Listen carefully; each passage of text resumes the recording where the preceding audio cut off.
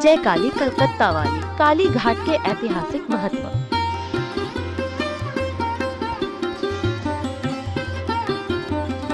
काली घाट माँ काली के एगो ऐसन मंदिर है जहाँ भक्तन के माँ काली के चरण के दर्शन न करावल जाला और एजा काली पूजा के दिन माँ काली के लक्ष्मी रूप में पूजल जाला।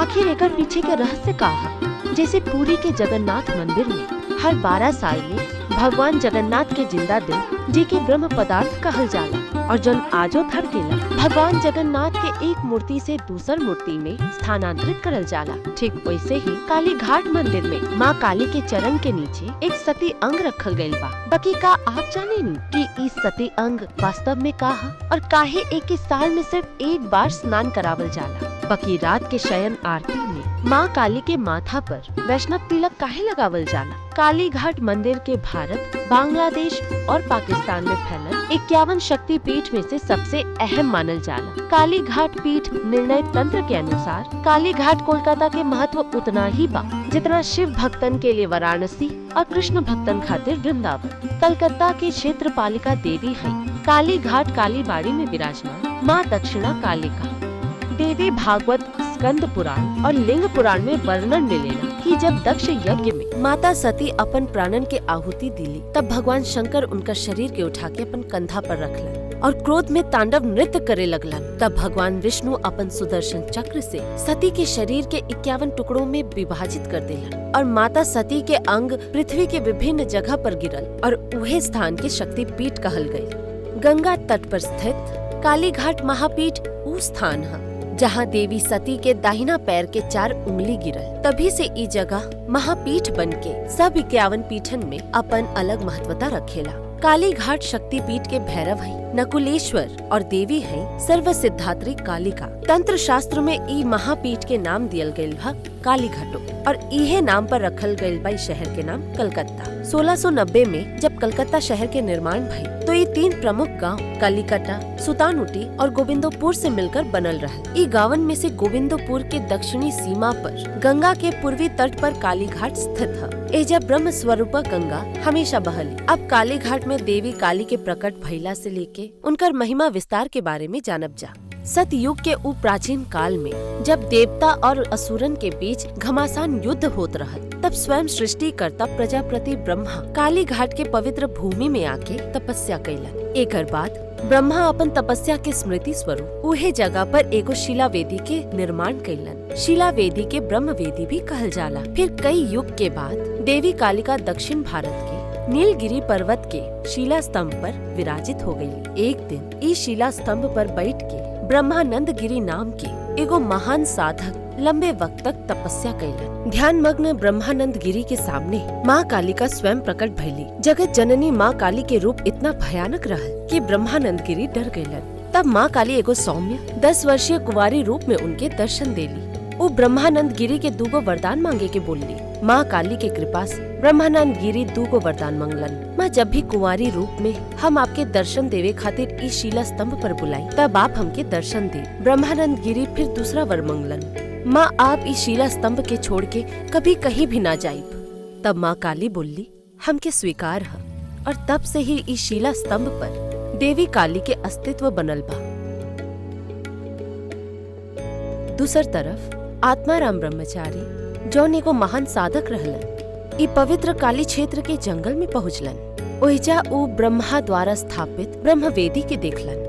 उ उहे स्थान के अपन साधना खातिर चुन लेलन और ब्रह्म वेदी पे बैठ के साधना शुरू कर देलन। कई साल के साधना के बाद माँ काली आत्माराम ब्रह्मचारी के एक रात कुंवारी रूप में दर्शन देली। फिर माँ काली आत्माराम ब्रह्मचारी से कहली कि वो लंबा समय से दक्षिण भारत के नीलगिरी पर्वत के एगो पवित्र शिला स्तंभ पर विराजमान बाड़ी। ये उनकर भक्त ब्रह्मानंद गिरी के इच्छा के परिणाम रहल। ब्रह्मानंद गिरी माँ से वरदान मांगले रहलन कि वो सदा उहे शिला स्तंभ पर विराजमान रही। उनके अनुमति के बगैर माँ काली कहीं न जाइहन। माँ काली आत्माराम ब्रह्मचारी के आदेश देली जौन ब्रह्म वेदी पे उ तपस्या करत हवन। उहे ब्रह्म वेदी पे दक्षिण भारत के नीलगिरी पर्वत से जाके उस शिला स्तंभ के लायल जाए जे पर माँ काली कई साल से विराजमान है। एकर साथे उ आत्माराम ब्रह्मचारी से ई भी कहली कि उ ब्रह्मानंद गिरी के ई काली क्षेत्र में लेकर आए। माँ काली इहो बतवली कि अब हुई काली पीठ पे अपन कराल और बदनाकारिणी रूप में प्रकट हुई है। देवी काली अपन भक्त आत्मा राम के एगो खास बात बतौली कि ब्रह्म वेदी के पास जौन एगो सरोवर बा ओकर अंदर दक्षिणी पश्चिम के कोना में उनकर दाहिना पैर के 4 उंगली शिला रूप में उपस्थित है। देवी आदेश दहली उ शिला के जल से निकाल के ब्रह्म वेदी के नीचे आदर पूर्वक स्थापित करल जा। साथ में देवी इहो बतौली कि ब्रह्म वेदी के उत्तर पूर्व गहरा जंगल में इस शक्ति पीठ के रक्षक भैरव नकुलेश्वर निवास करेलन। देवी आत्माराम ब्रह्मचारी के ई आदेश देली कि भैरव नकुलेश्वर के बारे में भी सबके बतावल जा और उनके भी ई महापीठ के हिस्सा बनावल जाओ। देवी के आदेश के पालन करते हुए आत्माराम ब्रह्मचारी सबसे पहले नीलगिरी पर्वत पे जाके माँ के बतावल सब बात ब्रह्मानंद गिरी के बतावलन। सिद्ध पुरुष ब्रह्मानंद गिरी ध्यान में बैठ के देवी के बतावल सब दृश्य के दर्शन कैलन और उनके सच पवलन। तभी नीलगिरी के तलदेश में समुन्दर के किनारे एगो भीषण तूफान आये। देवी काली के आदेश पे ब्रह्मानंद गिरी और आत्माराम ब्रह्मचारी दोनों उ महापवित्र शिला स्तंभ पे बैठ के अपन आँख मूंद के ध्यान में चल गईलन। उनके ऐसन लागल कि वो शिला स्तंभ तेजी से उड़े लागल। दोनों ध्यान में पूरा तरह से समाहित रहलन और जब वो लोग देवी के आदेश के स्मरण कर अपन आँख खोलन तो वो लोग देखलन कि वो लोग काली पीठ के काली घाट पहुँच चुकल बाड़न। एकर बाद देवी के आदेश अनुसार दोनों मिलके श्रद्धा से 12 हाथ लंबा पवित्र ब्रह्म वेदी के ऊपर वो महापवित्र शिला स्तंभ के स्थापित कर देलन। जैसे शिला स्तंभ के स्थापित करल गई, देवी काली के मुखमंडल आदि गंगा के तट पे एगो अलौकिक रूप में प्रकट भइल। ये दिव्य मुखमंडल जौन पुराण में ब्रह्मा द्वारा निर्मित बतायल गेल है, ऐसन प्रतीत होत रहल जैसे समय और स्थान के सीमा के लांघ के ये ब्रह्मा के आशीर्वाद से धरती पर उतर आयल हो। आत्माराम ब्रह्मचारी और ब्रह्मानंद गिरी माँ काली के नित्य सेवा और पूजा खातिर एगो कुटिया के निर्माण कैलन। ई कुटिया के पूर्व दिशा में एगो छोट सरोवर रहल जेके काली रथ कहल जात रहल। चैत महीना के एगो सुबह ब्रह्मानंद गिरी पूजा खातिर फूल इकट्ठा करे खातिर गईलन। जैसे ही वो कुटिया के ईशान कोण के घना जंगल में पहुँचलन तब वो एगो अद्भुत दृश्य देखलन। एगो गाय स्थिर खड़ा रहल और ओकर थन से दूध झरत रहल जौन एगो गहरा गड्ढा में जात रहल। ब्रह्मानंद गिरी गड्ढा की तरफ बढ़कर देखलन तो देखलन कि वो गड्ढा में एगो ऊंचा और काला रंग के शिला रहल और दूध उहे शिला पर गिरत रहल। ई दृश्य देख के ब्रह्मानंद गिरी के मन में एगो अजीब शांति के अनुभव भइल। वो ध्यान लगा के समझलन कि ई कोनो साधारण शिला नहीं खे, ई स्वयं माँ काली के भैरव नकुलेश्वर के लिंग बा।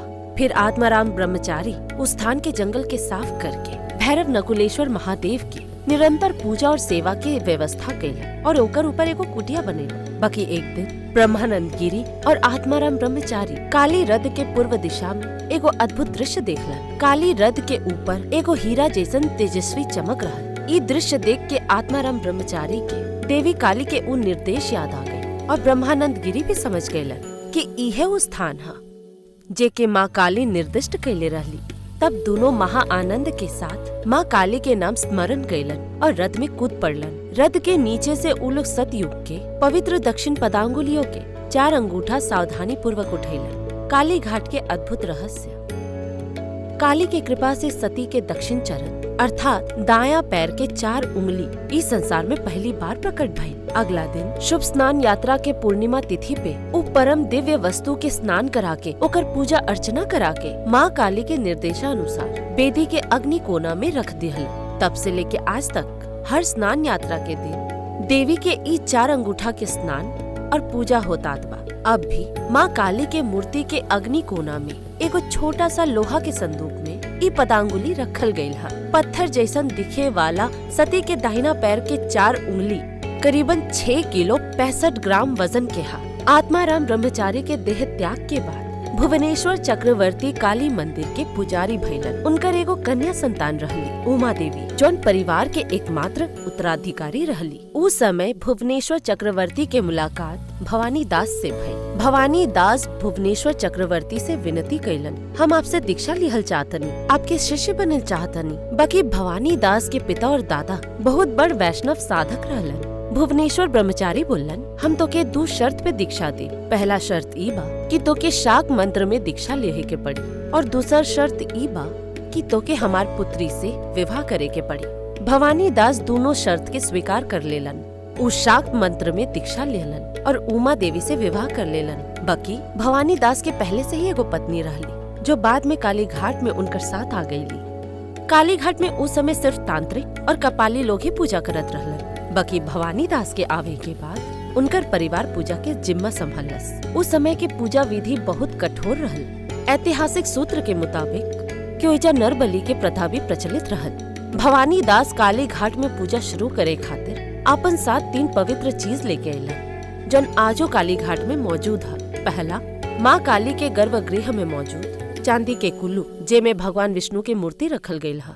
ई मूर्ति के केहू के देखे के अनुमति नहीं है, काहे कि ई उनके परिवार के कुल देवता वासुदेव के मूर्ति है।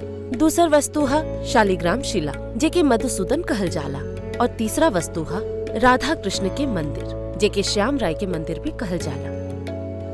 एक दिन पूजा करते समय भवानी दास देखलन कि माँ काली के पूजा खातिर थाली में रखल सिंदूर चंदन में बदल गई। ये देख के भवानी दास हैरान रह गलन। जब वो श्याम राय के मंदिर में जाके देखलन तो ओहिजा सफेद चंदन की जगह लाल सिंदूर रखल रहल। ये घटना ई बात के प्रमाण रहल कि काली और कृष्ण वास्तव में एक ही है। रात के शयन आरती के समय माँ के माथा पे वैष्णव तिलक लगायल जाला। ई तिलक के आकृति 2 हीरा के आकार के जैसन होला जो ई दर्शावेला कि शिव और शक्ति दोनों एक ही है। भवानी दास के पुत्र और पोता के सभी देवता के संपत्ति के भोग विलास प्राप्त भइल। ई परिवार पीढ़ी दर पीढ़ी माँ काली के सेवा करत आत बा। भवानी दास के पंचम पुरुष तक चक्रवर्ती उपाधि रहल। उनकर छठा पुरुष संपूर्ण कुल हालदार ये उपाधि प्राप्त कैले रहल। वार्षिक उत्सव में स्नान यात्रा, जन्माष्टमी, शारदीय महाअष्टमी, काली पूजा, राम नवमी और पहला वैशाख बंगाल के नव वर्ष शामिल है। महापीठ काली घाट के बारे में अगर हम लोग बात करी तो पहले आत्माराम ब्रह्मचारी और ब्रह्मानंद गिरी द्वारा निर्मित एगो कुटीर रहल। एकर कई साल बाद 16वीं सदी के अंत में माँ काली के एगो लकड़ी के मंदिर निर्मित भइल। 1799 ईस्वी में विदिशा के जमींदार सबर्ण चौधरी के पुत्र संतोष राय पुराना लकड़ी के मंदिर के तोड़ के नया काली मंदिर के निर्माण शुरू कैलन। ई मंदिर के निर्माण खातिर 25,000 के धनराशि संतोष राय देले रहलन। ई धनराशि के उपयोग माँ काली के मौजूदा पक्का मंदिर के निर्माण में करल गई। मंदिर के निर्माण 10 वर्ष में भइल और 1809 में ई संपन्न भइल। एकर कुल खर्च 30,000 रुपए आई। माँ काली के ई मंदिर उत्तर से दक्षिण की ओर फैलल है। ई कुल 1 बीघा 11 कट्ठा और 3 छटाक जमीन पर लगभग 2087 वर्ग मीटर पे स्थित बा, जेमे 8 कट्ठा में काली मंदिर बनल बा। मंदिर के ऊंचाई भूमि से 60 हाथ बा और एकर अंदर के क्षेत्र लगभग 50 हाथ है। माँ काली के मूर्ति में 3 बड़ा आँख, 4 हाथ और एगो लंबा निकलल जीभ है। ई मूर्ति कुष्टी पत्थर के बनल है और एक जुड़वा संत आत्माराम ब्रह्मचारी और ब्रह्मानंद गिरी स्थापित कैले रहलन। मूर्ति के जीभ और आँख सोना के बनल है। मूर्ति की विशेषता ई है कि ई अन्य काली मंदिर के मूर्ति से अलग है। देवी के एगो हाथ में खड़ग बा जौन दिव्य ज्ञान के प्रतीक है और दूसर हाथ में असुर राज शुंभ के सर है जौन अहंकार के प्रतीक है। अन्य दोनों हाथ आशीर्वाद और अभय मुद्रा में है जो ई दर्शावेला कि दिव्य ज्ञान के माध्यम से अहंकार के नाश करके मोक्ष पायल जा सकेला। एजा देवी के पैर ना दिखावल जाला, काहे कि देवी के मूर्ति के बेदी के नीचे सती अंग रखल गइल बा। यह अंग देवी के दाहिना पैर के 4 अंगुल है। ई वजह से देवी के पैर के प्रकट ना करल जा सकेला। हर साल 1 दिन खातिर मंदिर के बंद करल जाला। मंदिर के बुजुर्ग पंडित आँख में पट्टी बांध के माँ सती के पैर के उंगली निकालेलन और ओके कुंड में स्नान करा के पूजा करेलन। ई प्रथा के स्नान यात्रा कहल जाला। ई आषाढ़ माह के पूर्णिमा के दिन आयोजित कियल जाला। ई त्योहार जगन्नाथ देवता के स्नान यात्रा के पहले कियल जाला। माँ काली की मूर्ति लगभग 5 फीट ऊंचा और हमेशा जागृत अवस्था में स्थित है।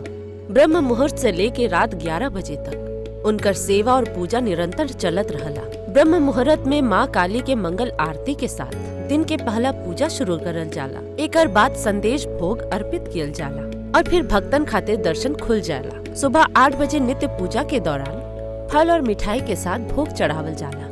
दोपहर 3 बजे मंदिर के सफाई के बाद शाम 4 बजे माँ के अन्न भोग अर्पित कियल जाला और रात 11 बजे मंदिर के किवाड़ बंद कर दियल जाला।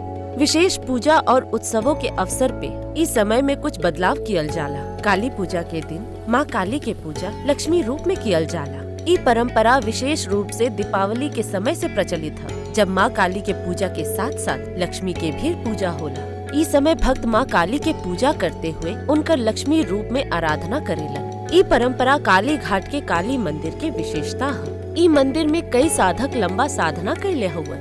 काली घाट के दक्षिण में बलि स्थान के हरि काठ है। दक्षिण पश्चिम कोना में यज्ञ कुंड स्थित है। केवड़ा तला शमशान काली घाट के दक्षिण पश्चिम में स्थित है। एजा पहले काली मंदिर के सामने गंगा घाट पे शवदाह होत रहल। ई शमशान आदि गंगा के पूर्वी किनारे पे स्थित है। ई शमशान प्राचीन समय से तांत्रिक साधना के केंद्र रहल बा। कोलाचार, वामाचार, अघोरी, कपाली और कराल साधक आपन साधना पूर्ण करत रहलन। एक समय ऐसन भी रहल जब एजा नर बलि दियल जात रहल। ई जगह जागृत शमशान है। एजा रोज शवदाह होला। ई शमशान से जुड़ल महासाधकन में श्री रामकृष्ण परमहंस, लोकनाथ ब्रह्मचारी, बामा खेपा, स्वामी विवेकानंद और महानंद गिरी जैसन महान साधक शामिल हुए, जो नैजा साधना करके माँ काली की कृपा पवलन। दोस्तों, ई रहल महातीर्थ काली घाट के इतिहास और काली घाट के पूरा विवरण। उम्मीद बा कि आप लोग के ये वीडियो पसंद आयल होगी। कृपया कमेंट करके बताएं कि आप लोग के वीडियो कैसन लगल। अगर वीडियो अच्छा लगल होगी तो कृपया एगो लाइक जरूर करब और चैनल के सब्सक्राइब करके हमनी के साथ बनल रहब।